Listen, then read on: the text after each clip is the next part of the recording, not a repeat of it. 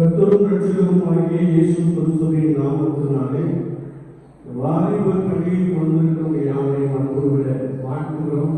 உங்களுக்கு கிருபையும் தேவ சமாதானமும் உண்டாகிறது. ஆமென். அல்லேலூயா. வாலிபர் பள்ளிக்கு அழைக்கப்படும்படியாக நாம் கர்த்தருடைய வார்த்தையை சில மணித்துளிகள் நாம் தியானிப்போம். தானியேல் புத்தகம் 6ஆம் அதிகாரத்தை நாம் எடுத்துக்கொள்கிற போது தானியேலை குறித்து வேதம் சொல்கிறது, தானியேல் ராஜாவின் போஜனத்தினாலே தன்னை தீட்டுப்படுத்தாதிருந்தான் என்று வசனம் சொல்கிறது. ராஜாவின் போஜனம் என்று சொல்லுகின்ற போது அங்கே சகலவிதமான ஒருவேளை போஜனம் பண்ணுவதற்குரிய காரியங்களை நாம் நன்றாக குறிப்பாக அங்கே திராட்சை ரசம் பரிமாறப்படுவதை குறித்து நாம் வேதத்தின் அடிப்படையிலே தெளிவாய் அறிந்து கொள்ள முடியும்.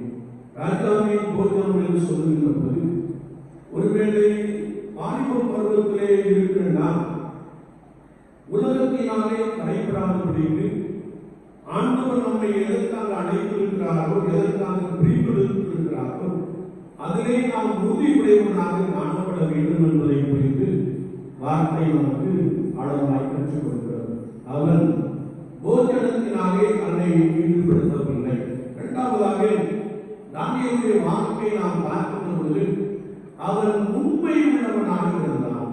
ஆண்டவர் உலக பிரகாரமாய் கொடுத்த பணியிலே அவன் உண்மை உள்ளவனாக இருந்தான் என்று வேதம் சொல்கிறது.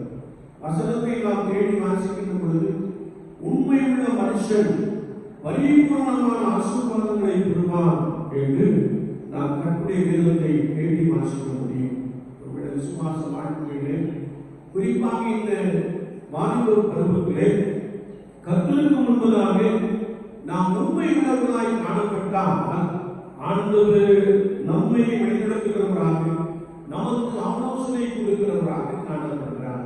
மூன்றாவதாக நாம் இந்த தானியேலை குறித்து வாசிக்கின்ற பொழுது அவன் தினமும் 3 வேளை ஜெபம் பண்ணினான் என்று வேதம் சொல்கிறது. ஆமென். அல்லேலூயா. தானியேல் கர்த்தருக்கு பிரியமாய் வாழுகின்ற அனுபவம் நிறைந்தவனாய் காணப்பட்டதற்கு முக்கிய காரணம் அவன் தினமும் 3 வேளை கர்த்தருக்கு முன்பதாக காத்திருந்தான். அவனுக்கு எதிராய் சூழ்நிலை காணப்பட்டாலும் அதை குறித்து வந்து பேசாமல் அவன் ஆண்டவரையே நோக்கி காத்திருந்தான் என்று நாம் வாசிக்க முடியும். ஒருவேளை கடந்த நாளிலிருந்து நான் ஒரே ஒரு வார்த்தையை தியானித்துக் கொண்டே இருக்கிறேன். மோசே மலையின் மேல் ஏறினார். 40 நாள் குசியாமலும் குடியாமலும் இருந்தார்.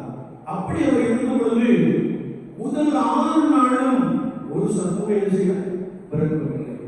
6 நாள் பரிசுத்தத்தோடு கூட கர்த்தருடைய பர்வதத்திலே சீனாய் மலையிலே அவர் அமைதியாய் ஆண்டவரோடு கூட உட்கார்ந்து இருந்தார். வேதம் சொல்லுகிறது 7ஆம் நாளிலே கர்த்தர் அவரோடு கூட பேசினார். அல்லேலூயா. ஆவியானவர் நம்மோடு கூட பேச வேண்டும் என்றால் கர்த்தருக்கு முன்பதாக உண்மையாய் பரிசுத்தமாய் வாழ்ந்து அவருக்கு முன்பதாக காத்திருக்கின்ற பொழுது ஆவியானவர் நாம் நடக்க வேண்டிய வழியை நமக்கு காண்பிக்கிறார். அதுலேயும் நம்முடைய வாழ்க்கையிலே அவர் ஆலோசனை கொடுக்கிறவராக இருக்கிறார். எனவேதான் இந்த தானியேல் அவனை சுற்றி சூழ்நிலைகள் அவனுக்கு எதிராக காணப்பட்டாலும், அவனுக்கு எதிராக சட்டம் இயக்கப்பட்டிருந்தாலும் அவன் தினமும் 3 வேளை செய்தான், ஜெபம் பண்ணினான். வேதத்தை நாம் வாசிக்கின்ற பொழுது தானியேலின் காரியம் ஜெயமாய் இருந்தது. என்னை கேட்டுக் கொண்டிருக்கிற என் அன்பு திருச்சபையின் பிள்ளைகளே, இந்த வாலிப பருவத்திலே உலகம் உங்களை கீழ்ப்படுத்தாதபடிக்கு நீங்கள் உங்களை செய்து காத்துக் கொள்ளுங்கள். கர்த்தருக்கு முன்பதாக எப்பொழுதும் உண்மை உள்ளவர்களாக காணப்படுங்கள். தினமும் கர்த்தரை நோக்கி கர்த்தருடைய ஆலோசனைக்காக காத்திருங்கள். அவரை நோக்கி விண்ணப்பம் பண்ணுங்கள்.